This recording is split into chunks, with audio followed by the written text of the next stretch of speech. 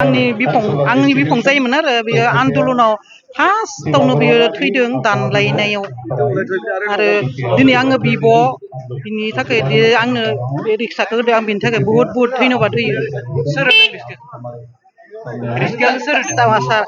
सारा बिथांखौ आङो दाउसा सारखौ बुहुत धन्यबाद होयो मोननायनि थाखाय गालासबा गोरामाखा गामिनि आंनि फंबाया एनडिएफबि आफादाव दंमोन बियो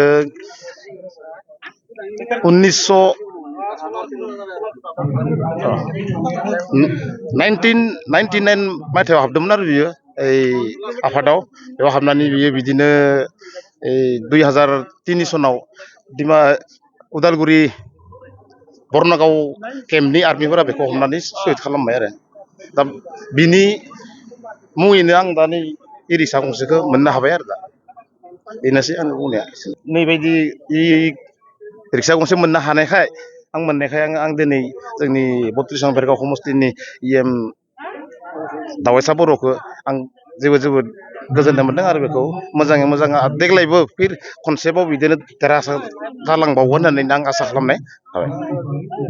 आसा खुलुमनाय थाबाय। आसा दिनै आङो रिक्सा मोनदों बिनि जाहोना जाहैबाय जोंहा जा आमायनि मंख्लं जादोंमोन जेब्ला आबसु गन्दगलाव आबसु आरो पुलिसनि गेजेराव गावलायनाय जादोंमोन बेयाव जोंहा आमाया पुलिसनि गुलिजों जिउ गोमानांनो गोनां जादोंमोन। जोंहा खाग्राबारि एरियायाव जोंनि आमायानो फार्स्ट थैदोंमोन आरो मंख्लं जादोंमोन। दा बै समनिफ्रायनो जों दिनै जुजि दिनै जोंहा मोजां समाव जाफैबाय जोंहा बिदिनो जोंहा EM MCLA मोननो हादों। जोंहा थांनाय बोसोराव जोंहा मानगोनां जोंनि खाग्राबारि आनसलिकनिनो सिङाव थानाय भेरगाव 30 नं भेरगाव समस्तिनि जोंहा मानगोनां EM दबेसा सारनि अननायाव जोंहा नैबे थासारियाव जोंहा मोनफैबाय। जोंहा मानगोनां दबेसा सारा जोबोद मोजां खामानि मावदों मानो होनबा मंख्लं गोरिब न'खरफोरनो जोंहा रिक्सा आरो सलार बायदिसिना जोंनि गेजेराव राननानै होदों मंख्लं न'खरफोरनो।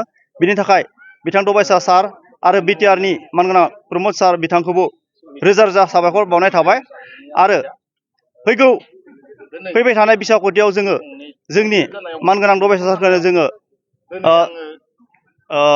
फिन खनसेबाव जोङो मोनफिननो थाखाय जोङो खावलायदों आरो जोङो बिथांजोंनो लोगोआव दङ आरो जों बिथांखौनो सापर्ट खालामबाय थागोन। गोजोन्थों।